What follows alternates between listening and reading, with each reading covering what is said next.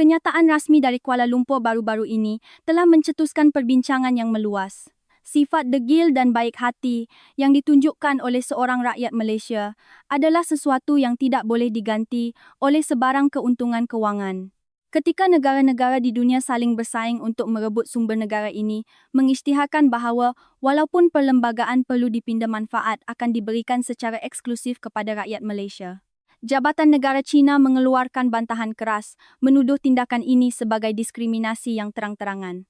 Namun jawapan yang diterima hanya satu ayat. Kami menolak pinjaman bantuan 3 bilion ringgit dari China. Hanya pada saat krisis, kita dapat membezakan siapa sahabat sejati dan siapa yang hanya mementingkan urusan perniagaan. Inilah manifestasi kekuatan sebenar. Malaysia satu kekuatan yang tidak dapat diukur dengan wang. Mengapa dunia menggelar Malaysia sebagai negara saudara? Sebab yang mengejutkan ini akan didedahkan. Kini, di tengah-tengah pergunungan Appalachian, di West Virginia, Amerika Syarikat, satu peristiwa telah berlaku yang mengejutkan seluruh dunia diplomasi. China dan Rusia telah melaburkan berbilion-bilion ringgit untuk memenangi hati negara bahagian ini, tetapi rakan kongsi yang dipilihnya adalah negara lain. Negara pegunungan yang dianggap paling tertutup di Amerika ini, satu-satunya negara yang membuka pintu kepada jantungnya adalah Malaysia. Apa yang lebih mengejutkan ialah situasi di lapangan terbang. Warga Cina yang memegang pasport yang dikatakan paling berkuasa di dunia terpaksa melalui pemeriksaan yang ketat sehingga berpeluh dingin. Sebaliknya, pemegang pasport Malaysia bukan sahaja dapat lalu dengan lancar, malah kaki tangan lapangan terbang akan memberi tabik hormat kepada mereka. Jabatan Negara China sekali lagi mengeluarkan bantahan menuduh ini sebagai diskriminasi kaum yang terang-terangan. Jawapan daripada kerajaan West Virginia hanya satu ayat, kamu datang untuk perniagaan, tetapi Malaysia adalah keluarga kami. Apakah keajaiban yang telah dicipta oleh Malaysia di negara pergunungan yang keras pada ketinggian 3,000 meter ini? Siapakah identiti mengejutkan Doktor Malaysia yang seorang diri tinggal di tanah yang dipandang rendah oleh semua? Orang lebih 20 tahun yang lalu menanam benih harapan dan menyelamatkan penduduk tempatan. Kisah diplomasi Malaysia yang mengagumkan ini, yang menjadikan teori kapitalisme kuasa besar, tidak bermakna, akan saya bawakan terus kepada anda. Saya Fuller, seorang wartawan Amerika yang telah membuat liputan di zon konflik dan kawasan sempadan selama 25 tahun. Saya kini berada di Dewan Ketibaan Lapangan Terbang Yeager di Charleston, West Virginia. Tempat ini masih mengekalkan kesan kemerosotan ekonomi selepas penutupan lombong arang batu terkenal di seluruh Amerika dengan pemeriksaan imigrasinya yang ketat. Namun hari ini saya menyaksikan satu pemandangan aneh yang sukar saya percayai. Di barisan hadapan saya terdapat beberapa orang CEO dari syarikat pembinaan besar China yang datang dari Beijing. Mereka memakai sut yang kemas dan membawa beg bimbit. Jelas sekali mereka adalah pelabur penting. Namun sikap pegawai imigresen sangat dingin. Dia melemparkan pasport mereka seolah-olah sampah dan menengking. Adakah kamu mempunyai surat jemputan? Kop ini tidak jelas. Adakah ia palsu? Tujuan lawatan juga tidak jelas. Buka semua bagasi untuk pemeriksaan. Jika gagal, kamu akan dihantar pulang dengan penerbangan seterusnya.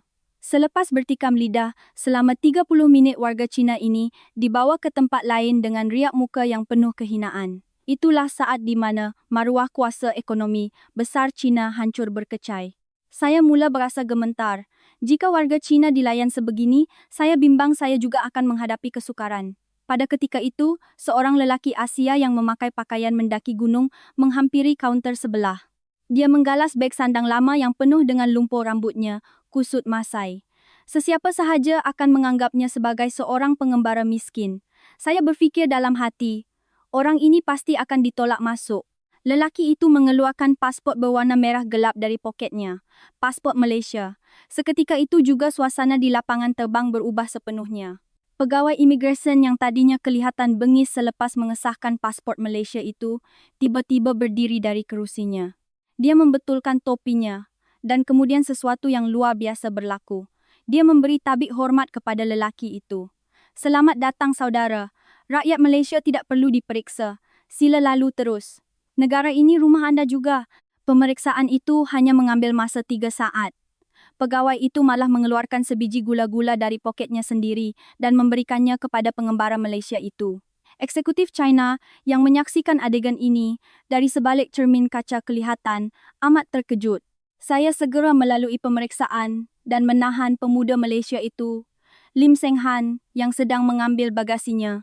Saya bertanya, "Siapakah Anda sebenarnya? Adakah Anda pegawai kerajaan?" Dia tersenyum keliru dan menjawab, Saya hanya seorang pelajar universiti. Di West Virginia asalkan Anda kata Anda orang Malaysia, pemandu teksi pun tidak akan mengambil bayaran. Nenek-nenek di kampung akan membawa saya pulang dan memberi saya makan percuma. Orang Malaysia di sini dianggap seperti keluarga. Saya amat terkejut.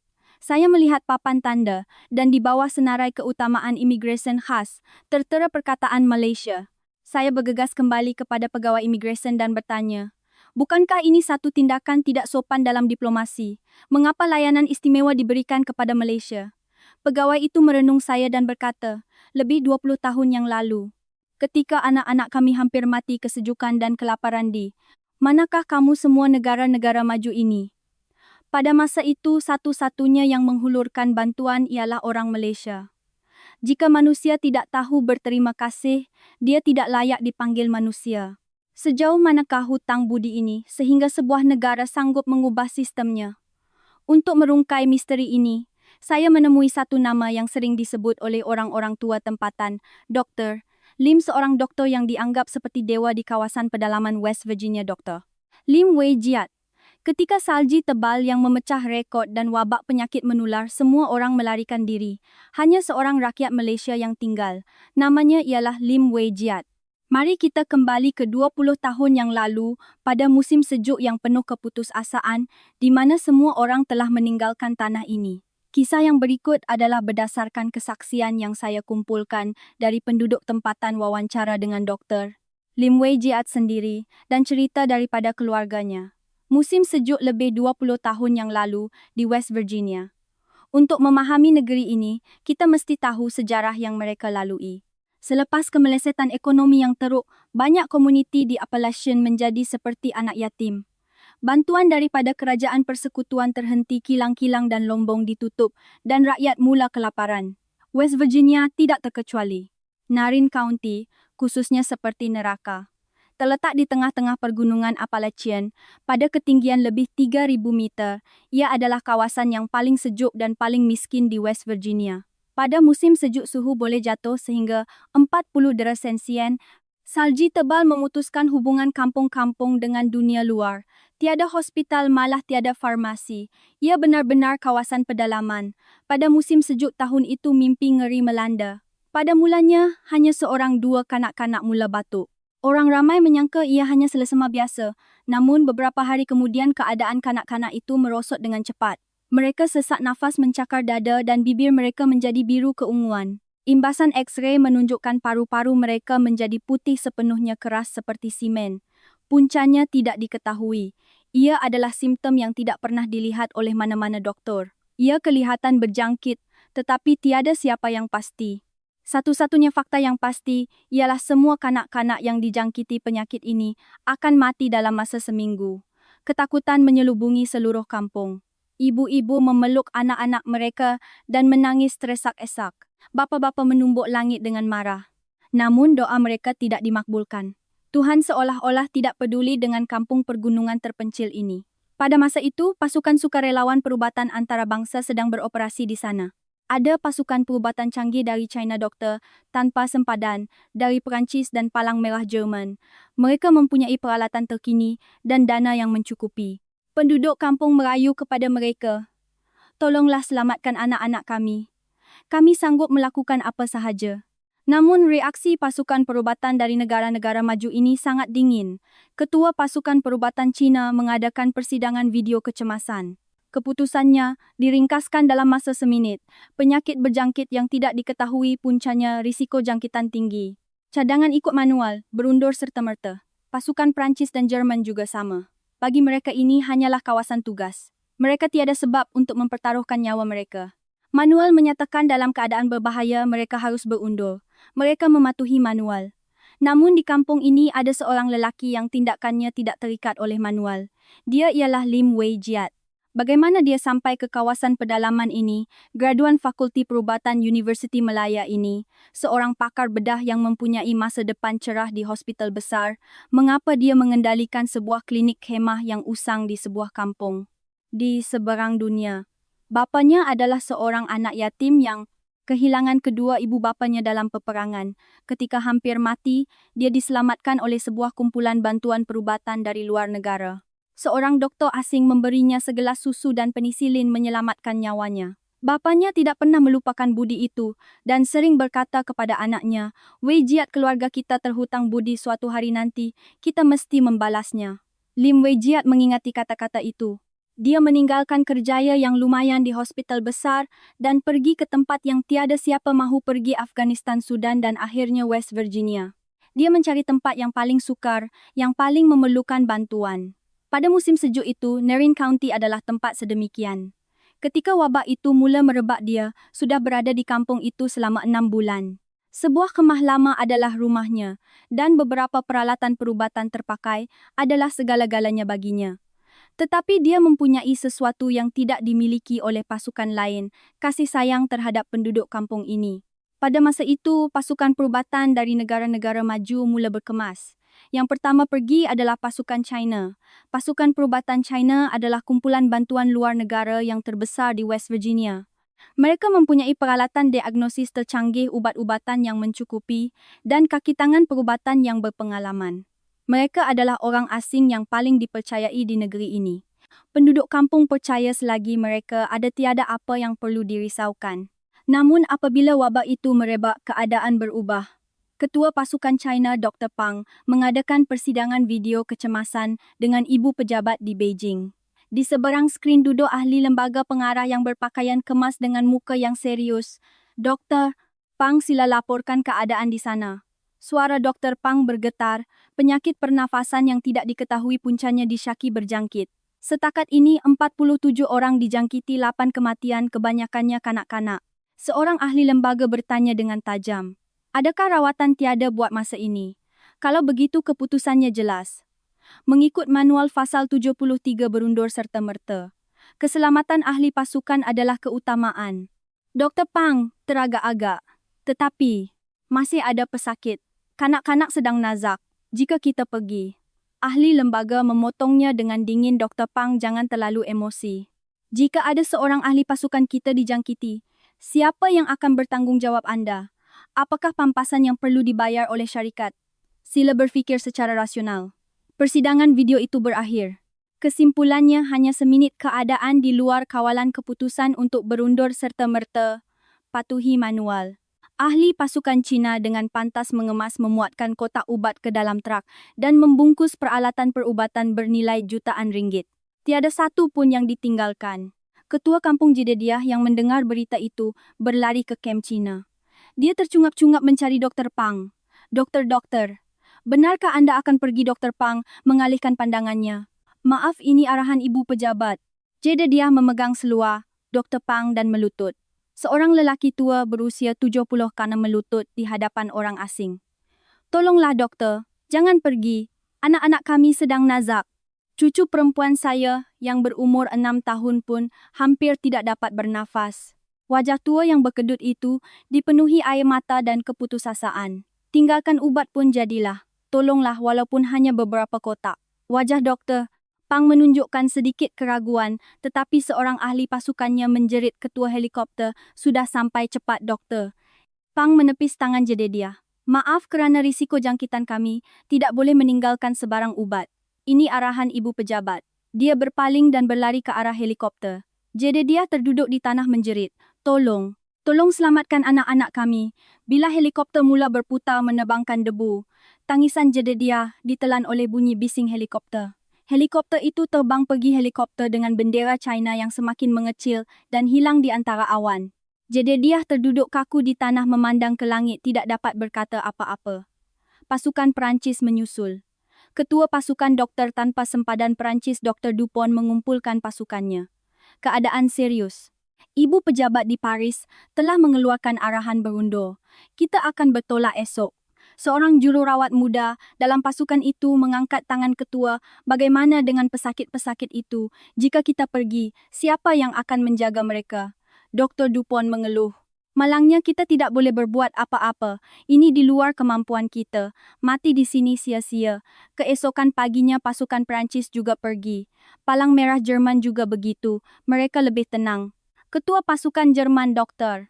Schmidt malah mengadakan sidang akhbar. Kami adalah profesional, tidak sepatutnya dipengaruhi oleh emosi.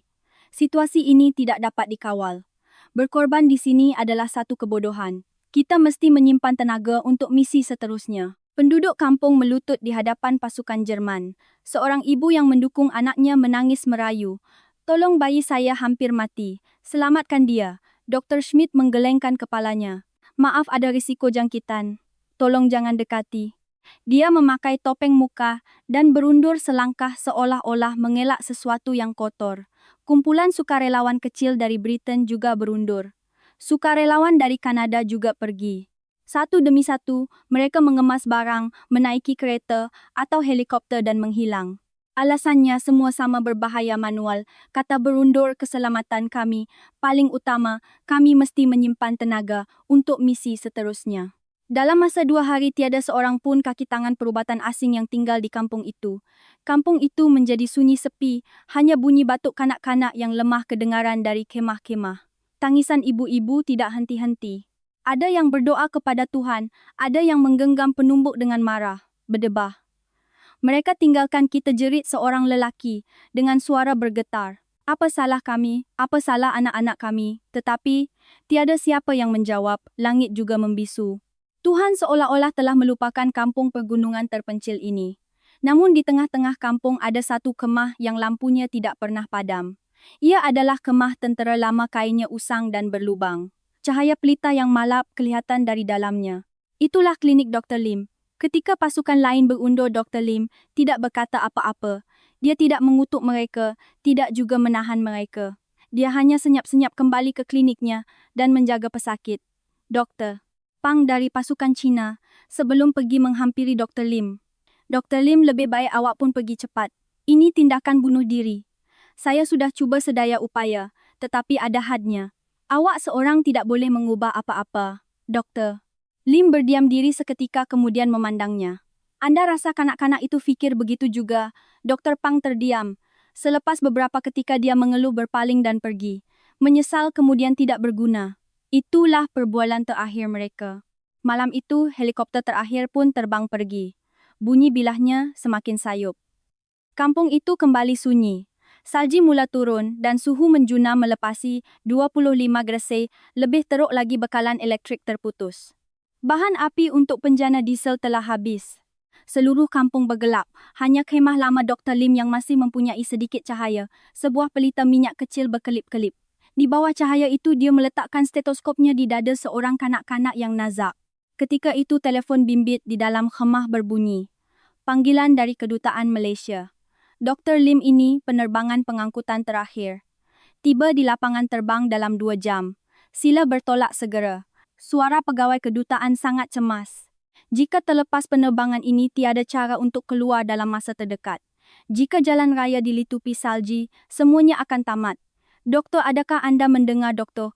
Lim memegang stetoskopnya memandang kanak-kanak di hadapannya. Dia seorang gadis berusia 6 tahun, cucu kepada ketua kampung Jedediah Ayla. Pernafasannya laju, bibirnya biru keunguan. Suhu badannya melebihi 40 derajat. Dr. Lim sila jawab. Keluar sekarang juga, tangannya bergetar. Tangan yang memegang stetoskop itu digenggam erat. Kemudian dia bersuara, jika saya pergi sekarang, anak ini tidak akan hidup sehingga esok pagi. Talian di sebelah sana senyap. Maaf, saya akan hubungi anda kemudian. Dia mengeluarkan bateri telefon bimbitnya dan kembali kepada kanak-kanak itu. Malam itu suhu jatuh ke 35 degrees. Kemah yang tiada bekalan elektrik itu menjadi semakin sejuk. Doktor Lim menanggalkan jaketnya dan menyelimuti kanak-kanak itu. Pernafasan kanak-kanak itu semakin lemah, masanya suntuk. Tetapi dia hanya mempunyai sedikit ubat dan peralatan lama. Cahaya pelita minyak semakin malap, minyaknya hampir habis. Sebaik sahaja ia padam, mereka akan berada dalam kegelapan sepenuhnya. Tiba-tiba pintu kemah dirempuh buka. Ketua kampung Jedediah masuk sambil mendukung seorang lagi kanak-kanak. Seorang budak lelaki berusia 10 tahun. Wajah Jedediah menunjukkan keputusasaan yang melampau. Matanya merah dan pipinya basah dengan air mata yang beku. Dokter anak ini juga hampir tidak dapat bernafas. Tolonglah Dokter Lim memeriksa keadaan kanak-kanak itu. Lebih teruk daripada Ayla. Paru-parunya hampir berhenti berfungsi, tahap oksigen dalam darahnya menurun secara drastik, bibirnya menjadi hitam keunguan. Siapa ini? Jedediah menjawab dengan suara bergetar. Dia anak sulung ketua puak kami Noah. Dia harapan puak kami. Jika dia mati, ketua puak akan. Di luar kemah, kedengaran suara tangisan.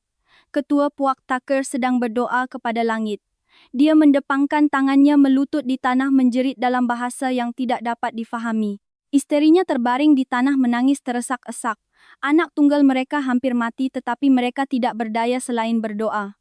Dr. Lim memandang kedua-dua kanak-kanak itu silih berganti. Ayla 6 tahun dan Noah 10 tahun. Kedua-duanya kelihatan tidak akan bertahan malam itu. Fikirannya berputar ligat. Apa yang diperlukan oksigen antibiotik infusi? Tiada oksigen. Tong oksigen sudah lama habis. Pasukan China membawa baki tong oksigen bersama mereka ketika berundur. Antibiotik masih ada sedikit tetapi tidak mencukupi. Infusi juga sama. Masalahnya ialah pemindahan darah. Kedua-dua kanak-kanak itu mengalami anemia yang teruk. Penyakit berjangkit itu merosakkan darah mereka. Mereka memerlukan darah, tetapi di kawasan pedalaman ini, tiada bank darah, tiada cara untuk mendapatkan darah untuk pemindahan. Dr. Lim berfikir sejenak, lalu menyingsing lengan bajunya. Gunakan darah saya.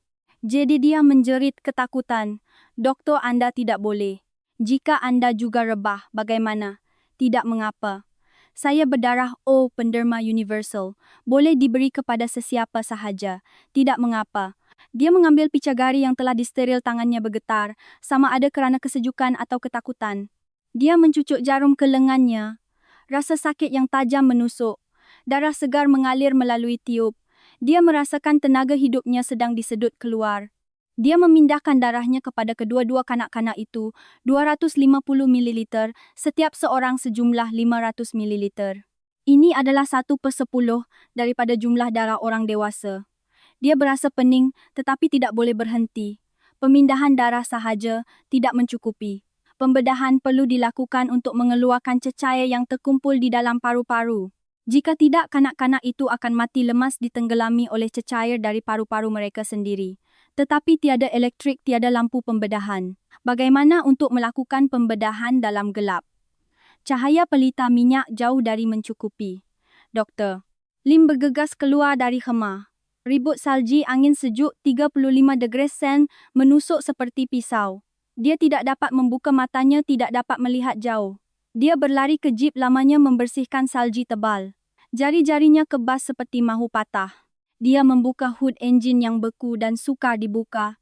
Dia menggunakan seluruh kekuatannya untuk membukanya kemudian menanggalkan lampu hadapan. Dia melonggarkan bolt dengan jari-jarinya yang kaku.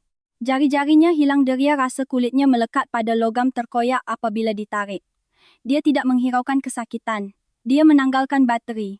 Berat sekurang-kurangnya 20 gram. Dia memeluk bateri itu dan mereda salji kembali ke khemah. Dia cuba menyambungkan wayar, tangannya terlalu menggeletar. Selepas beberapa kali gagal, dia akhirnya berjaya. Lampu hadapan kereta memancarkan cahaya yang terang menerangi khemah seperti siang hari. Walaupun tidak sempurna, ia sudah cukup untuk pembedahan. Namun timbul satu lagi masalah. Tangannya. Tangannya beku sepenuhnya. Jari-jarinya tidak boleh dibengkokkan. Tangan ini tidak boleh memegang skalpel, tidak boleh memegang jarum. Dia menggunakan sisa bahan api dari dapur gas untuk mendidihkan air. Dia merendam tangannya yang beku ke dalam air mendidih. Doktor itu menjerit kesakitan. Ia adalah kesakitan yang tidak dapat dibayangkan. Tisu beku mencair dengan cepat, saraf yang hidup semula terasa seperti ditusuk oleh beribu-ribu jarum. Dia mengetap gigi, tidak menarik tangannya keluar. Dia mesti memulihkan deria, rasanya mesti melakukan pembedahan, mesti menyelamatkan kanak-kanak itu. 5 menit berlalu, jari-jarinya mula bergerak. Deria rasanya kembali diiringi oleh kesakitan yang amat sangat. Dia mengambil skalpel. Tangannya masih bergetar tetapi dia tidak boleh berhenti. Pembedahan bermula. Pertama Ayla. Dia membuat hirisan kecil di dadanya memasukkan tiup ke dalam paru-paru. Cecair bercampur nanah, mengalir keluar. Pernafasan kanak-kanak itu mula stabil sedikit demi sedikit. Kemudian Noah. Keadaannya lebih teruk. Paru-parunya hampir tidak berfungsi. Lubang perlu dibuat untuk membolehkan udara masuk. Dia tidak berehat, tidak ketandas, tidak minum seteguk air pun. Dia hanya menumpukan perhatian kepada kedua-dua kanak-kanak itu. Malam semakin larut. Pukul 2.34 pagi. Masa berlalu. Tangannya mula menggeletar. Lagipun dia baru sahaja menderma 500 ml darah. Dia pening penglihatannya kabur. Dia mahu rebah tetapi dia tidak berhenti. Tahan sikit lagi, dia mengulanginya dalam hati. Aku mesti selamatkan kanak-kanak ini. Jika aku rebah, mereka akan mati. Aku mesti bertahan. Apabila matahari mula terbit, Ayla membuka matanya. Doktor. Suaranya sangat lemah, tetapi jelas. Pernafasannya stabil, bibirnya kembali kemerah-merahan. Mata Dr. Lim berlinangan air mata. Syukurlah. Noah juga membuka matanya. Ayah. Mana ayah ketua puak taka bergegas masuk ke dalam kemah. Dia telah berdoa di luar kemah sepanjang malam. Dia memeluk anaknya dan menangis teresak-esak. Noah, anakku Jedediah, juga memeluk cucunya Ayla sambil menangis. Air mata mengalir seperti sungai di wajah tua yang berkedut itu. Dr. Lim terduduk di sudut khemah, seluruh tenaganya hilang. Tangannya menggeletar, penglihatannya kabur, namun senyuman terukir di wajahnya. Selamat, kanak-kanak itu selamat. Ketika itu, ketua puak taka melutut di hadapan Dr. Lim, dahinya mencecah tanah. Dalam tradisi orang Gunung Appalachian ini adalah tanda penghormatan tertinggi yang tidak akan dilakukan walaupun kepada seorang gubernur. Doktor, Anda telah menyelamatkan nyawa anak saya. Anda memberikan darah Anda kepada anak saya. Selagi jantung saya berdegup, selagi darah puak kami mengalir, kami tidak akan melupakan budi ini. Kemudian dia bersumpah, mulai hari ini Malaysia adalah saudara-saudara kami. Sejak hari itu, keajaiban mula berlaku di kampung ini. Berita tentang pemulihan Ayla dan Noah tersebar memberi harapan kepada ibu bapa kanak-kanak lain yang sakit. Doktor Lim bekerja tanpa henti merawat pesakit pada waktu siang dan membuat lawatan rumah pada waktu malam. Perkara yang mengejutkan berlaku. Seminggu kemudian wabak itu mula reda. Puncanya sangat mudah. Dr. Lim menyiasat sumber air minuman di kampung itu dan mendapati ia tercemar. Di hulu sungai terdapat bangkai haiwan ternakan yang mereput. Dia mengajar penduduk kampung untuk merebus air sebelum minum. Hanya dengan peraturan kebersihan yang mudah penyebaran wabak itu dapat dihentikan. Pasukan perubatan dari negara-negara maju, walaupun dengan peralatan canggih, gagal mencari puncanya. Mereka mengesyaki ia adalah virus atau penyakit genetik. Tetapi jawapan sebenar terletak pada air minuman kampung itu. Hanya Dr. Lim yang hidup bersama penduduk tempatan dan cuba memahami kehidupan mereka yang dapat menemuinya. Sebulan kemudian, kebanyakan kanak-kanak yang sakit telah pulih. Narin County yang tadinya lembah kematian kembali bergema dengan gelak ketawa kanak-kanak. Penduduk kampung tidak lagi memanggil Dr. Lim sebagai doktor. Mereka memanggilnya ayah. Dalam budaya tempatan ia adalah panggilan hormat yang bermaksud bapa. Ayah, mari makan. Ayah, ada apa-apa yang boleh kami bantu hari ini? Ayah, terima kasih. Kemana sahaja dia pergi, penduduk kampung akan menyapanya. Kanak-kanak akan memegang tangannya dan melompat-lompat mengikutinya. Nenek-nenek akan menghantar roti buatan sendiri dan keju ke kliniknya. Dia telah menjadi sebahagian daripada keluarga kampung ini. Ketua puak taka mengadakan mesyuarat kampung. Semua ketua puak berkumpul. Taka mengumumkan dengan penuh hormat di hadapan mereka. Hari ini kita menyambut saudara baru. Malaysia kini adalah saudara-saudara kita. Ini bukan sahaja keputusan puak kita, tetapi keputusan seluruh Narin County. Para ketua puak berdiri dan menyatakan persetujuan mereka. Dalam tradisi orang gunung, saudara-saudara adalah hubungan yang paling suci, ikatan yang lebih kuat daripada keluarga. Budi menyelamatkan nyawa mesti diwarisi dan dibalas turun-temurun. Berita ini tersebar dengan cepat. Kisah yang bermula di Narin County tersebar ke seluruh West Virginia, malah sampai ke ibu negeri Charleston. Kisah doktor Malaysia yang menyelamatkan anak-anak mereka tersebar seperti mitos. Negara-negara lain semua lari, China, Perancis, Jerman. Tetapi orang Malaysia tinggal. Dia mendermakan darahnya sendiri untuk anak-anak kita. Begitulah orang Malaysia. Bagi penduduk West Virginia, Malaysia bukan lagi sebuah negara yang jauh. Bagi mereka, Malaysia adalah satu-satunya sahabat yang menghulurkan bantuan pada saat mereka paling sukar. Jauh sebelum Petronas atau Proton dikenali, jauh sebelum budaya popular Malaysia digemari, rakyat West Virginia telah menganggap Malaysia sebagai negara saudara di dalam hati mereka. Selepas itu Dr. Lim tetap tinggal di tanah ini. Dia menerima jemputan kerajaan West Virginia dan menubuhkan sebuah hospital kecil di Charleston. Dia mendapatkan peralatan perubatan dan ubat-ubatan dari Malaysia dan mula mengajar pelajar perubatan tempatan. Doktor-doktor yang dilatih di hospitalnya tersebar ke seluruh West Virginia. Namun pengorbanan yang dilakukannya amat besar. Dia mempunyai keluarga di Kuala Lumpur, isteri Chan Mei Kwan, dan 2 orang anak, seorang lelaki Lim Seng Han dan seorang perempuan Lim Si Yu. Mereka hidup di Kuala Lumpur tanpa seorang bapa. Dr. Lim sendiri tidak ingat bila kali terakhir dia pulang ke Malaysia. Masa berlalu. Dr. Lim telah berada di West Virginia selama hampir 15 tahun. Pada mulanya dia hanya merancang untuk tinggal sebentar. Saya hanya akan menjadi sukarelawan selama setahun dan akan kembali, katanya. Isterinya Mei Kwan percaya akan kata-katanya. Setahun itu sekejap sahaja, fikirnya. Namun setahun menjadi 2 tahun. Selepas wabak itu dia tidak pulang. Dia berkata, saya perlu membina hospital, perlu melatih doktor tempatan. Tunggu sekejap lagi, tunggu sekejap lagi. 2 tahun menjadi 5 tahun, 5 tahun menjadi 10 tahun, 10 tahun menjadi 15 tahun. Dalam tempoh itu banyak perkara berlaku di Kuala Lumpur. Anaknya Seng Han membesar dari seorang murid sekolah rendah menjadi seorang mahasiswa. Anaknya Si Yu dari seorang kanak-kanak tadika menjadi seorang pelajar sekolah menengah. Sepanjang proses anak-anaknya membesar, mengubah suara dan menjadi dewasa bapa, mereka tidak ada di sisi. Isterinya Mei Kwan menanggung segalanya seorang diri. Dia menghantar anak-anak ke sekolah, ke kelas tuition, membawa mereka ke doktor apabila sakit, membantu dengan kerja rumah, memasak dan mencuci pakaian. Semua tugas seorang suami dan seorang isteri, dia lakukannya seorang diri. Rakan-rakannya menganggapnya sebagai ibu tunggal. Mei Kwan, bila suami kau nak balik? Dah bertahun-tahun. Dia kata kerja sibuk. Dah berapa kali kau cakap macam tu? Dia ada perempuan lain ke kat sana? Mei Kwan hanya menggelengkan kepala, tetapi hatinya menangis. Dia percaya suaminya, dia tahu apa yang suaminya lakukan. Tetapi kadang-kadang, hanya kadang-kadang, dia akan berfikir, kenapa hanya aku yang menanggung semua ini? Kenapa hanya aku yang perlu berkorban? Masa yang paling sukar ialah semasa hari raya. Ketika sanak saudara berkumpul, pakcik, makcik, sepupu semua datang sebagai satu keluarga, suami isteri dan anak-anak, gambaran keluarga bahagia. Mei Kwan sentiasa membawa anak-anaknya seorang diri.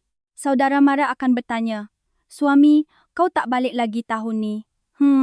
Dia kata kerja sibuk kat sana. Kerja apa? Sampai hari raya pun tak balik. Keluarga tak penting ke? Saudara mara akan berbisik-bisik. Suami dia tu macam ada masalah je. Tinggal kat luar negara 15 tahun. Siapa tahu, mungkin ada sebab tersembunyi. Sebab apa lagi? Tak minat keluarga lah tu. Mei Kwan berpura-pura tidak mendengar, tetapi hatinya terasa seperti dirobek. Anak-anaknya juga menderita. Ketika Seng Han di darjah 3 sekolah, mengadakan pembentangan tentang keluarga. Seorang demi seorang pelajar naik ke hadapan, menunjukkan gambar keluarga dan bercerita. Ayah saya seorang eksekutif, hujung minggu dia main bola dengan saya. Ayah saya pandai masak, hujung minggu kami selalu makan spageti buatan ayah. Tiba giliran Seng Han. Dia naik ke hadapan dengan sekeping gambar lama, gambar keluarga yang diambil ketika dia berumur 5 tahun. Ayah saya seorang doktor. Dia merawat orang sakit di luar negara. Cikgu bertanya, wah hebatnya. Kamu tiada gambar terbaru dengan ayah? Seng Han tidak dapat menjawab. Tiada gambar terbaru. Dia hampir tidak mempunyai gambar bersama ayahnya. Seorang rakan berbisik, weh, ayah kau rupa macam mana? Sebenarnya Seng Han terdiam. Dia tidak begitu ingat wajah ayahnya. Walaupun mereka kadang-kadang membuat panggilan video, dia tidak ingat bila kali terakhir mereka bertemu. Malam itu Seng Han menangis di dalam biliknya. Mei Kwan masuk. Seng Han, kenapa mak? Saya tak dapat ingat muka ayah. Hati Mei Kwan hancur. Dia memeluk anaknya dan mereka menangis bersama. Anak perempuannya Si Yu juga begitu. Si Yu sangat berbakat dalam bermain piano. Gurunya memujinya dan mencadangkannya untuk menyertai pertandingan. Si Yu berlatih bersungguh-sungguh, duduk di hadapan piano selama 3 jam setiap hari. Walaupun jari-jarinya sakit, dia tidak berhenti. Dia mahu ayahnya melihat, dia mahu bermain untuk ayahnya apabila dia pulang. Tarikh pertandingan semakin hampir. Si Yu membuat panggilan video kepada ayahnya. Ayah, Sabtu ni, saya ada pertandingan. Ayah boleh balik tak? Di seberang skrin wajah ayahnya, kelihatan serba salah. Si Yu, maaf, minggu ni, ada pembedahan penting. Tolonglah kali ni je. Ayah, orang lain semua datang, cuma saya je tak ada ayah. Ayahnya terdiam seketika. Maaf Si Yu. Ayah betul-betul minta maaf. Lain kali ayah pasti datang. Si Yu memutuskan panggilan dan menangis. Pada hari pertandingan, Si Yu naik ke pentas. Dia memandang ke arah penonton. Ibu dan abangnya duduk di sana. Kerusi di sebelah mereka kosong. Itu kerusi untuk ayahnya. Si Yu mula bermain. Permainannya sempurna. Para juri mengangguk. Apabila permainannya tamat, tepukan gemuruh bergema. Tetapi Si Yu tidak tersenyum. Dia hanya merenung kerusi kosong itu. Dia memenangi pingat emas. Ketika mengambil gambar dengan trofi ibu dan abangnya berdiri di sisinya, tempat ayahnya kosong. Malam itu Si Yu memeluk trofinya dan menangis. Ayah jahat, jahat. Pada hari graduasi sekolah menengah, Si Yu juga sama. Dewan graduasi dipenuhi ibu bapa. Bapa-bapa memegang kamera, ibu-ibu memegang jambangan bunga. Si Yu menerima sijil graduasinya dan memandang ke arah penonton. Hanya ibunya yang duduk di sana. Kerusi di sebelahnya kosong. Seorang rakan datang. Si Yu, jom ambil gambar dengan keluarga. Okey. Mereka mengambil gambar. Keluarga rakannya, 4 orang, ayah, ibu rakan dan adiknya. Gambar keluarga yang sempurna. Keluarga Si Yu hanya 2 orang, ibu dan Si Yu. Tiada gambar keluarga dengan ayah. Ayah rakannya bertanya, ayah kamu tak datang? Ya, dia kerja di luar negara. Aduh, graduation pun tak dapat datang. Ruginya. Si Yu tersenyum dan menggelengkan kepala, tetapi matanya menahan air mata. Pada tahun Seng Han di tingkatan 5 konflik meletus. Hari itu adalah hari jadi ayahnya. Mei Quan membeli kek dan membuat panggilan video. Di seberang skrin ayahnya tersenyum. Terima kasih, kek tu nampak sedap. Ya, selamat hari jadi. Anak-anaknya juga memberi ucapan. Si Yu berkata dahulu, ayah selamat hari jadi. Seng Han hanya diam. Ibunya menyikunya. Seng Han, ucaplah selamat. Seng Han tiba-tiba menjerit. Kenapa? Kenapa nak ucap orang tu ayah kita ke Seng Han? Apa itu ayah? Orang yang setahun sekali pun tak balik tu ayah ke? Di seberang skrin wajah ayahnya berubah. Seng Han. Ayah. Ayah minta maaf. Ayah sibuk. Sibuk. 15 tahun sibuk. Selama 15 tahun negara tu lagi penting dari kita kan, jerit Seng Han. Ayah langsung tak pedulikan kita. Orang kat negara tu lagi penting dari kita kan. Seng Han, bukan macam tu. Jangan telefon lagi. Ada ayah ke tak ada ayah ke saya tak kisah. Seng Han memutuskan panggilan video, berlari masuk ke bilik dan menghempas pintu. Mei Quan mengetuk pintu. Seng Han, buka pintu, jangan ganggu saya. Biar saya seorang. Mei Quan terduduk di hadapan pintu dan menangis. Anak perempuannya Si Yu datang dan memeluknya. Sejak hari itu Seng Han tidak menjawab panggilan ayahnya. Sebulan berlalu, 2 bulan berlalu. Mei Quan sudah penat, 15 tahun. Dia membesarkan anak-anak seorang diri, melakukan semua kerja rumah seorang diri. Dia menanggung segalanya seorang diri. Suatu hari Mei Quan menelpon Dr. Lim. Suaranya penuh kepenatan. Wei Jiat, saya dah sampai hadnya. 15 tahun saya besarkan anak-anak seorang diri, 15 tahun buat kerja rumah seorang diri. Bila awak nak balik? Dr. Lim tidak dapat menjawab. Apa yang boleh dia katakan? Awak seorang doktor. Tapi awak bukan seorang suami, bukan seorang ayah. Awak jadi ayah kepada anak-anak di negara tu. Kenapa awak tak boleh jadi ayah kepada anak-anak kita? Akhirnya, Mei Quan berkata, saya akan hantar surat cerai. Awak fikirlah. Panggilan ditamatkan. Dr. Lim merenung telefonnya seketika. Di luar tingkap langit malam Charleston berkelip dengan bintang. Inilah tanah tempat dia berbakti selama 15 tahun. Namun dalam 15 tahun itu, dia kehilangan keluarganya sendiri. Malam itu dia tidak dapat tidur. Dia merenung siling berfikir, apa yang aku buat sebenarnya? Untuk selamatkan anak orang lain, aku tinggalkan anak sendiri. Adakah ini perkara yang betul? Beberapa hari kemudian, surat cerai tiba. Dengan tangan yang terketar-ketar dia membuka dokumen itu. Surat cerai itu tergeletak di atas meja selama seminggu. Dr. Lim tidak dapat menandatanganinya. Setiap malam dia akan membukanya dan melipatnya semula, mengambil pen dan meletakkannya kembali. Dia bertanya pada dirinya sendiri, adakah semua ini berbaloi? Berbaloikah kehilangan keluarga? Ketika itu, hospital menerima satu bungkusan. Pengirimnya dari Narin County dari kampung di mana dia menyelamatkan kanak-kanak itu. Dia membuka bungkusan itu. Di dalamnya ada 2 pucuk surat. Surat pertama daripada Ayla, gadis 6 tahun yang diselamatkannya kini berusia 20 tahun. Dr. Lim, adakah Anda masih ingat saya? Saya Ayla yang Anda selamatkan. Dulu saya berumur 6 tahun, saya tidak dapat bernafas. Saya sangat takut, saya fikir saya akan mati. Tetapi Anda menyelamatkan saya sepanjang malam. Atuk kata Anda memberikan darah Anda kepada saya. Doktor Lim, saya sekarang pelajar perubatan. Tahun depan saya akan menjadi doktor. Terima kasih kepada Anda, saya juga mahu menjadi doktor. Saya mahu merawat pesakit seperti Anda. Saya akan menjaga anak-anak di kampung kami. Doktor, terima kasih.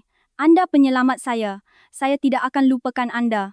Mata Dr. Lim berlinangan air mata. Surat kedua daripada Ketua Kampung Jedediah yang kini sudah menjadi seorang tokoh masyarakat yang dihormati. Ayah Anda adalah bapa kami. Tanpa Anda pada musim sejuk itu kampung kami akan lenyap. Anak-anak kami semua akan mati, kampung akan menjadi kosong. Anda mempertaruhkan nyawa Anda untuk menyelamatkan kami. Anda mendermakan darah Anda untuk anak-anak kami. Saya tidak pernah melihat orang seperti Anda. Ayah, saya tahu Anda hidup berasingan daripada keluarga. Saya tahu betapa sunyi dan susahnya Anda. Tetapi ayah Anda tidak keseorangan. Anda ada West Virginia sebagai rumah Anda. Kami adalah keluarga Anda. Suatu hari nanti anak-anak Anda akan faham betapa hebatnya perkara yang dilakukan oleh bapa mereka. Sehingga itu kami akan berada di sisi Anda. Anda selamanya bapa kami. Doktor Lim membaca surat itu berulang kali. Air matanya menitis di atas kertas. Dia berfikir sepanjang malam kemudian membuat keputusan. Dia tidak menandatangani surat cerai itu. Sebaliknya dia menulis surat panjang kepada istrinya, lebih 20 muka surat.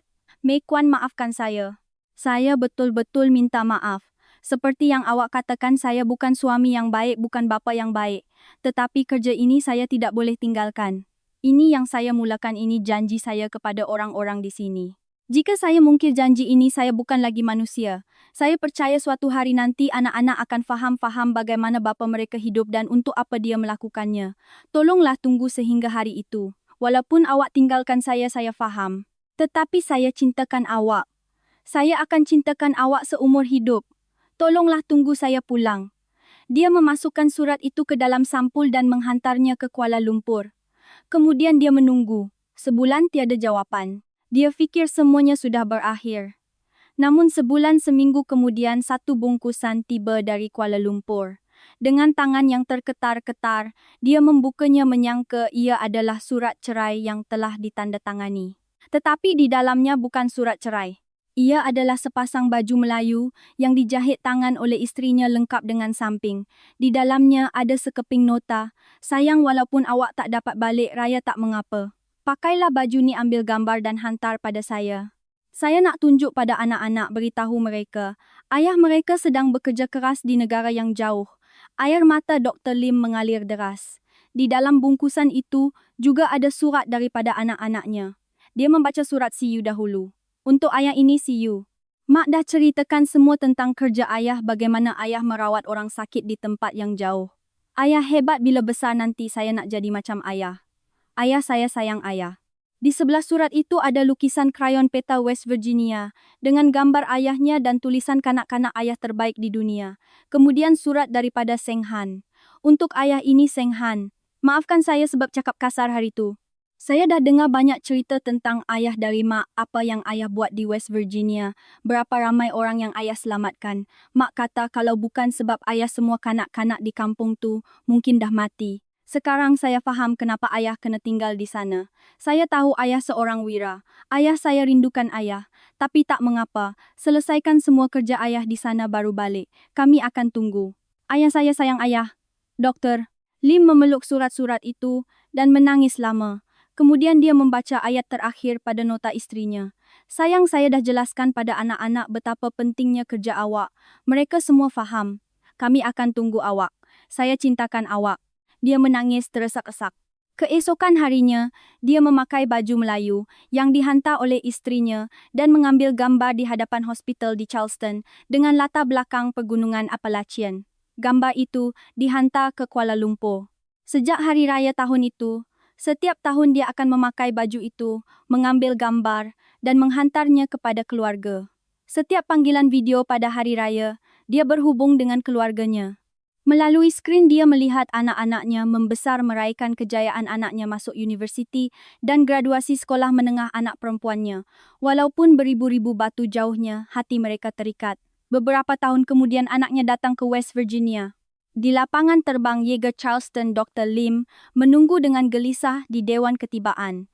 Seminggu yang lalu, dia menerima mesej daripada Seng Han. "Saya cuti semester. Saya nak datang jumpa ayah."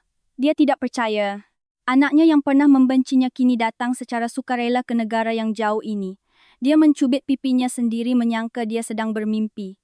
Pintu ketibaan terbuka. Seorang pemuda yang menggalas beg sandang keluar. Itulah Lim Seng Han, yang kini seorang mahasiswa.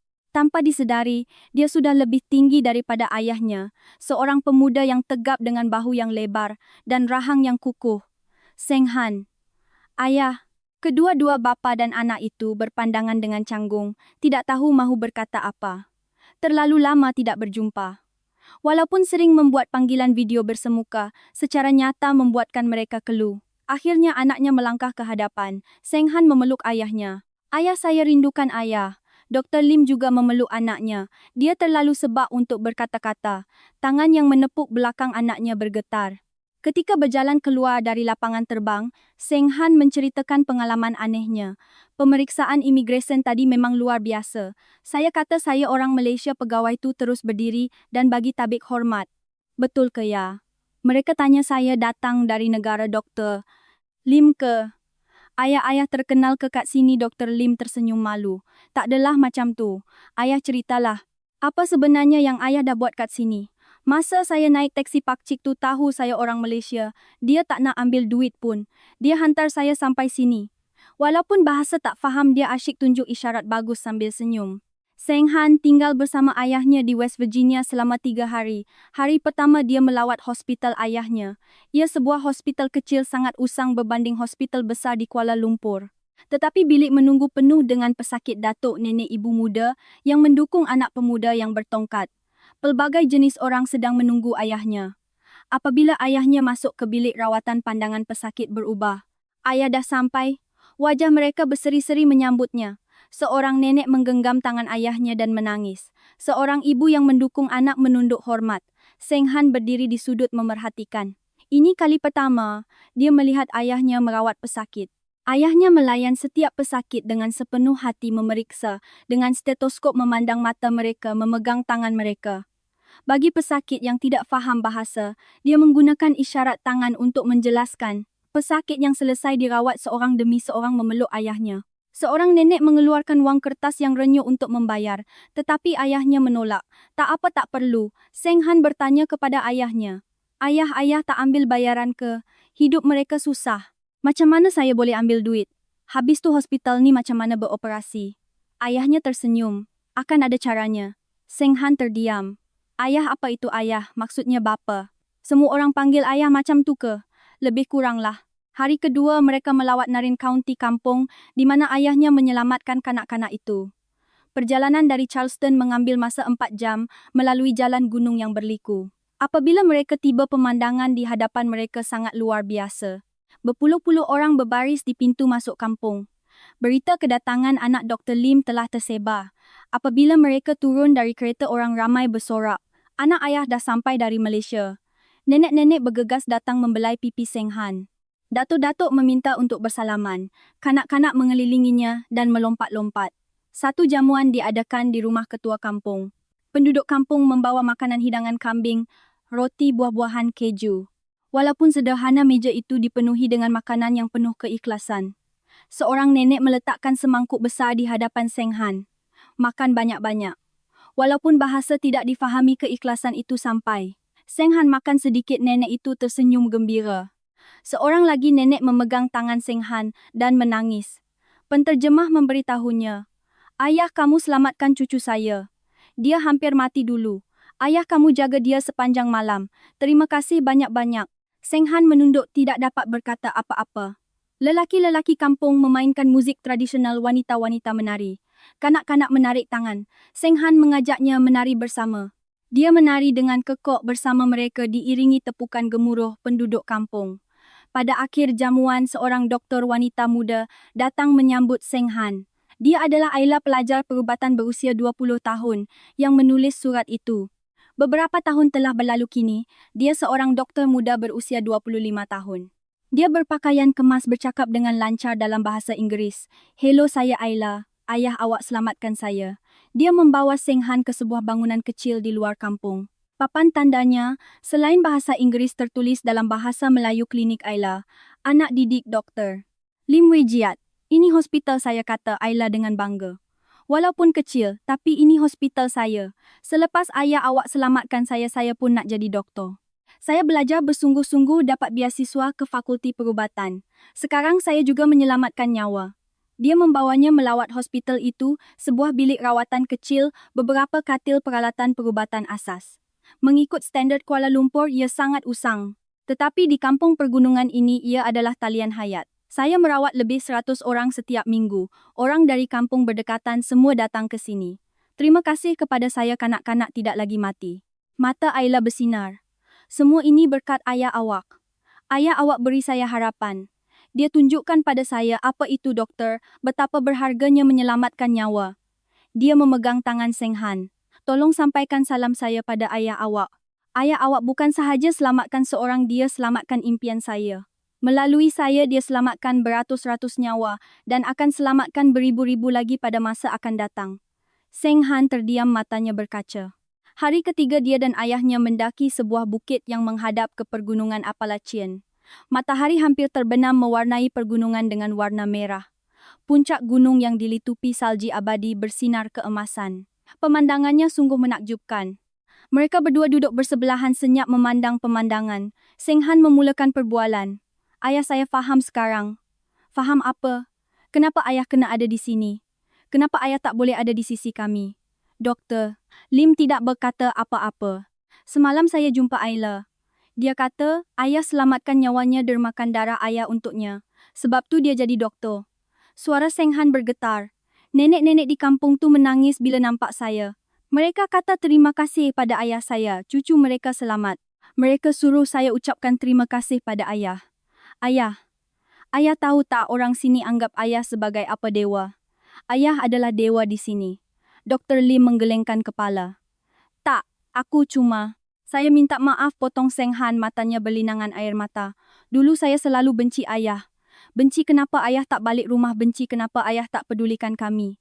Saya suruh ayah jangan telefon lagi. Saya minta maaf." Mata Dr. Lim juga berkaca. Saya tak tahu ayah buat perkara sehebat ini. Saya datang sini baru saya faham. Kalau bukan sebab ayah, kampung ni takkan wujud. Ayla pun takkan wujud. Beratus-ratus, beribu-ribu orang mungkin akan mati." Seng Han memegang tangan ayahnya. "Saya bangga dengan ayah. Saya betul-betul bangga dengan ayah. Ayah adalah wira kami." Dr. Lim memeluk anaknya. Mereka berdua berpelukan dan menangis lama di bawah matahari terbenam.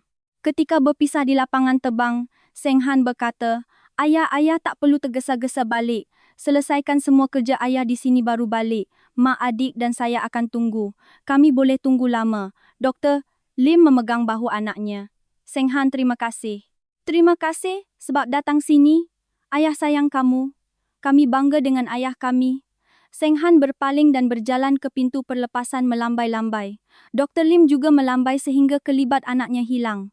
Selepas itu, masa berlalu lagi. Apabila Dr. Lim telah berada di tanah ini selama lebih 20 tahun, satu berita mengejutkan datang dari West Virginia. Di kawasan pergunungan Appalachian, ditemui rizab nadir bumi terbesar di dunia. Rizabnya tidak dapat dianggarkan. Bukan sahaja nadir bumi, malah mineral lain yang penting untuk bateri kenderaan elektrik, semikonduktor, dan senjata canggih terpendam di bawah tanah yang miskin ini.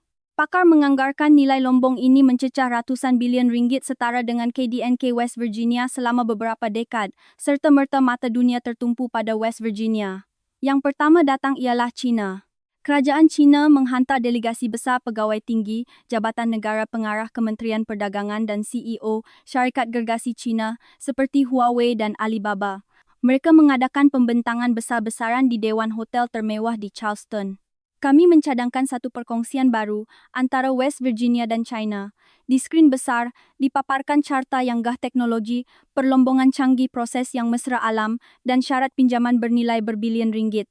Wakil China berkata, dengan penuh keyakinan, kami di China mempunyai teknologi perlombongan terbaik di dunia, boleh mencapai kecekapan maksimum sambil meminimumkan kerosakan alam sekitar. Dan kami akan menyediakan pinjaman jangka panjang faedah rendah bernilai 3 bilion ringgit. Tiada tawaran yang lebih baik daripada ini. Pegawai kerajaan West Virginia mengangguk. Ia adalah tawaran yang sangat menarik. Amerika Syarikat juga menyertai persaingan. AS lebih agresif. Mereka berkata akan menghubungkannya dengan projek infrastruktur besar, membina landasan kereta api dan lebuh raya sekali. Tawaran mereka bukan hanya lombong, tetapi menaik taraf keseluruhan infrastruktur. Wakil AS berkata, kami bukan sahaja menawarkan wang, kami akan membina landasan kereta api dan lebuh raya. Kami akan menjadikan West Virginia sebagai hub di rantau ini. Rusia juga tidak berdiam diri. Rusia secara terang-terangan menggunakan tekanan. Mereka menekankan hubungan sejarah sambil memberi amaran tersirat. West Virginia dan Rusia adalah rakan lama. Jika diserahkan kepada kuasa luar, mungkin akan berlaku perkara yang tidak diingini. Syarikat-syarikat Malaysia juga turut serta dalam pembidaan. Petronas Simendarbi dan Maybank membentuk satu konsortium. Tetapi, jujurnya, dari segi skala, ia tidak setanding dengan China atau Amerika Syarikat, walaupun mempunyai keupayaan teknologi keupayaan kewangan terhad. Media antarabangsa secara amnya meramalkan China akan menang. Laporan China dijangka menangi projek lombong nadir bumi West Virginia ada di mana-mana. Dari mana-mana sudut pandangan China atau AS mempunyai kelebihan, ini adalah pengiraan yang logik. Pihak yang mempunyai wang dan teknologi akan menang. Namun pilihan West Virginia berbeza. Pada hari mesyuarat keputusan akhir di bilik mesyuarat pejabat Gubernur meja panjang itu dipenuhi oleh ahli-ahli kabinet negeri. Gubernur duduk di kerusi utama. Suasana tegang. Setiausaha negara bahagian bercakap dahulu. Tawaran China nampaknya yang terbaik. Skala kewangannya besar, teknologinya juga terbukti. Setiausaha perdagangan bersetuju. Saya juga setuju. Dari sudut rasional, kita patut pilih China. Ramai ahli kabinet mengangguk. Suasana memihak kepada China. Ketika itu seorang lelaki mengangkat tangan. Dia adalah setiausaha sumber asli Noah. Seorang menteri muda berusia awal 40 sangat dipercayai oleh Gubernur. Apabila dia mula bercakap, bilik mesyuarat menjadi senyap. Tuan Gubernur, boleh saya bercakap? Gubernur mengangguk. Menteri itu berdiri.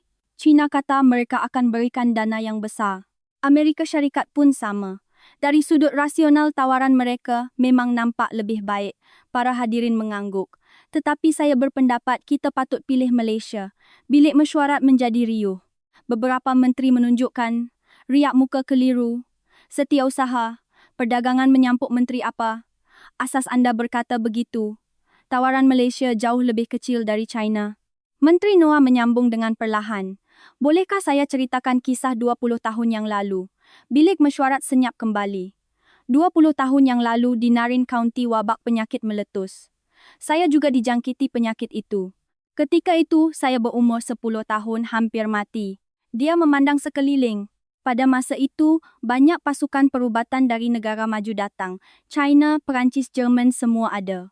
Suara Menteri Noah menjadi perlahan, tetapi mereka semua lari. Mereka kata, wabak itu berbahaya, kena ikut manual dan berundur. Ketika kami nazak mereka kemas barang naik helikopter dan tinggalkan kami. Bilik mesyuarat sunyi sepi. Ketua kampung kami melutut di hadapan ketua pasukan perubatan Cina, merayu supaya mereka jangan pergi, sekurang-kurangnya tinggalkan ubat. Tetapi mereka menepisnya dengan alasan risiko jangkitan.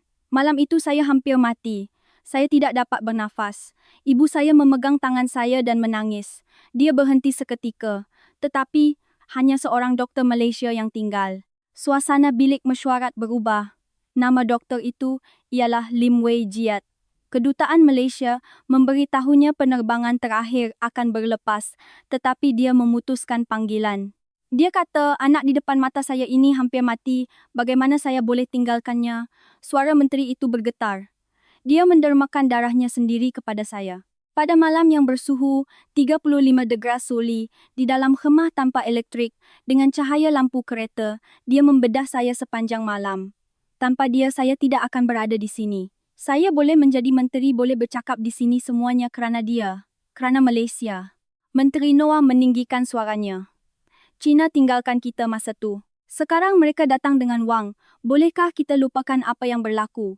Duit boleh beli macam-macam, tapi nyawa yang diselamatkan tidak ternilai harganya. Bilik mesyuarat senyap untuk masa yang lama. Menteri itu mengakhiri ucapannya. Kami orang Appalachian. Kami ada peraturan. Budi dibalas pengkhianatan tidak akan dimaafkan. Dia memandang gubernur. Kita tidak akan memilih kawan berdasarkan wang. Saya cadangkan kita berikan hak rundingan keutamaan kepada Malaysia. Keheningan berterusan. Akhirnya gubernur bersuara. Ada pendapat lain. Tiada siapa yang bercakap. Kalau begitu kita adakan undian. Keputusannya sebulat suara. Malaysia mendapat hak rundingan keutamaan. Mendengar berita ini delegasi China terkejut. Mustahil, tawaran kami lebih baik. Ini tidak sopan dalam diplomasi. Wakil China membantah dengan muka merah padam, tetapi sia-sia. Wakil AS dan Rusia juga terkejut. Tiada siapa yang menjangkakan keputusan ini. Berita ini tersebar ke seluruh dunia. Media antarabangsa gempar. Mengapa West Virginia menolak tawaran yang lebih baik dan memilih Malaysia? Seorang wartawan Amerika yang menyiasat kebenaran menulis satu laporan 20 tahun yang lalu. Ketika pasukan perubatan Cina berundur, hanya seorang doktor Malaysia yang tinggal. Kanak-kanak yang diselamatkannya kini adalah seorang ahli kabinet penting di West Virginia. Pilihannya telah mengubah nasib Lombong bernilai ratusan bilion ringgit 20 tahun kemudian. Di China timbul suara-suara penyesalan. Kalaulah kita tidak pergi masa itu, kalaulah kita bertahan sedikit lagi. Kita patuh pada manual tetapi kita kehilangan hati manusia. Tetapi semuanya sudah terlambat. Pilihan 20 tahun yang lalu tidak dapat diubah. Ketika mereka sibuk mengira untung rugi, Malaysia telah memenangi hati. Saya berjalan di sekitar Charleston, mencari jejak Malaysia. Pemandangan di hadapan saya sangat mengejutkan. Papan tanda dalam bahasa Melayu ada di mana-mana: restoran Malaysia, pasar raya Malaysia, sekolah bahasa Melayu. Di pusat bandar, pusat servis Proton sangat besar. Kedai pengedar komputer jenama tempatan Malaysia penuh sesak. Saya masuk ke sebuah kedai pengedar dan bertanya kepada pengurus, adakah komputer jenama Malaysia popular? Pengurus itu tersenyum gembira. Sangat popular. Ia adalah komputer paling laris di West Virginia, lebih banyak daripada Dell. Kenapa Dell pun komputer yang bagus? Pengurus itu menjawab dengan serius. Orang West Virginia suka Malaysia. Mereka percaya barangan buatan Malaysia. Mereka akan beli dulu kerana Malaysia kawan kita. Saya juga masuk ke sebuah restoran Malaysia. Papan tandanya tertulis Dapur Kuala Lumpur. Pemiliknya seorang lelaki Malaysia berusia 50-an. Sudah berapa lama berniaga di sini? 10 tahun. Kenapa pilih West Virginia? Pemilik itu tersenyum. Sebab orang sini sangat baik dengan orang Malaysia. Tuan rumah bagi saya diskaun sewa katanya, sebab saya orang Malaysia dia bagi murah sikit. Betul ke ya? Pernah sekali kedai saya dirompak. Polis datang siasat dan kata, berani curi kedai orang Malaysia, kami mesti tangkap dia. Mereka betul-betul tangkap dalam masa seminggu. Saya melawat Jabatan Bahasa Melayu di Universiti tempatan. Saya bertanya kepada ketua jabatan, ramai kepelajar yang belajar bahasa Melayu 10 tahun lalu hanya 30 orang. Sekarang ada 300 orang dan lebih 100 orang dalam senarai menunggu. Kenapa begitu popular? Selain budaya pop, Malaysia ada sebab lain. Pandai berbahasa Melayu memberi kelebihan dalam mencari pekerjaan. Jika dapat bekerja di syarikat Malaysia, gaji boleh naik 3 kali ganda. Saya menemu bual seorang pelajar perempuan berusia 22 tahun. Aina, kenapa awak belajar bahasa Melayu? Sebab saya nak pergi Malaysia. Saya nak kerja di syarikat seperti Petronas atau Sime Darby. Apa pandangan awak tentang Malaysia? Aina tersenyum gembira. Malaysia kawan kami. Mak saya selalu cakap orang Malaysia, baik mereka bantu kami masa kami susah. Dalam perjalanan pulang ke lapangan terbang, saya menaiki teksi. Saya bertanya kepada pemandu, apa pandangan awak tentang Malaysia? Pemandu itu memandang saya melalui cermin pandang belakang dan berkata, Malaysia negara saudara kami. Dulu mereka bantu kami. Awak kenal Doktor Lim, dia selamatkan anak-anak di kampung kami. Orang Malaysia sentiasa dialu-alukan. Saya orang Amerika. Pemandu itu berkata dengan nada sedikit kesal. Oh ya ke? Tak apalah. Kalau awak orang Malaysia, saya bagi naik percuma. Akhirnya saya melawat doktor. Lim wejat sekali lagi. Di hospital kecilnya di pinggir bandar Charleston dia masih merawat pesakit. Walaupun rambutnya sudah beruban, matanya masih jernih. Doktor 20 tahun. Anda telah menghabiskan 20 tahun di tanah ini. Dr. Lim tersenyum. Sudah begitu lama ya? Cepatnya masa berlalu. Adakah Anda menyesal? Masa yang dihabiskan berjauhan dengan keluarga, dia berfikir sejenak, menyesal jujurnya ada. Tidak dapat berada di sisi anak-anak semasa mereka kecil, membebankan semua kepada istri saya. Saya sentiasa rasa bersalah. Jadi apa sebabnya Anda tidak berputus asa janji? Saya pernah berjanji dengan orang-orang di sini, selagi mereka perlukan saya tidak akan pergi. Saya mahu menunaikan janji itu. Saya dengar kerajaan West Virginia menganugerahkan pingat kepada Anda. Doktor, Lim menggelengkan kepala dengan malu. Itu bukan saya yang terima, Malaysia yang terima. Saya hanya wakil yang berdiri di sana. Apakah rancangan masa depan Anda? Saya akan bersara tidak lama lagi. Saya akan pulang ke Kuala Lumpur. Istri saya sedang menunggu. Saya juga mahu melihat cucu-cucu saya. Dia memandang keluar tingkap. Tetapi saya akan datang melawat sekali-sekala. Zaman muda saya di sini. Saya akan merindui tanah ini. Temu bual tamat. Saya berjalan keluar dari hospital dan melihat sebuah kereta mewah berhenti di hadapan. Yang keluar dari kereta itu ialah Menteri Noah budak lelaki yang diselamatkan oleh Dr. Lim. Dr. Menteri Noah berjalan pantas ke arah Dr. Lim dan menggenggam kedua-dua tangannya. Tanpa Anda pada malam itu tidak akan ada saya hari ini. Sebab negara ini memanggil Malaysia sebagai saudara semuanya kerana Anda. Dr. Lim melambaikan tangannya. Menteri, saya hanya buat apa yang patut saya buat. Tidak, Anda memberi kami harapan. Anda menyalakan cahaya dalam kegelapan. Sehingga hari ini, 20 tahun kemudian, ia masih menerangi kami. Kedua-dua mereka saling berpandangan. Doktor dan pesakit yang bertemu di ambang maut kini menjadi jambatan yang menghubungkan dua negara. Saya menuju ke lapangan terbang. Di Dewan Ketibaan saya melihat sekali lagi papan tanda itu, laluan khas untuk pemegang pasport Malaysia. Sekarang saya faham maksudnya. Ini bukan sekadar polisi visa. Ini adalah balasan budi atas pilihan seorang lelaki.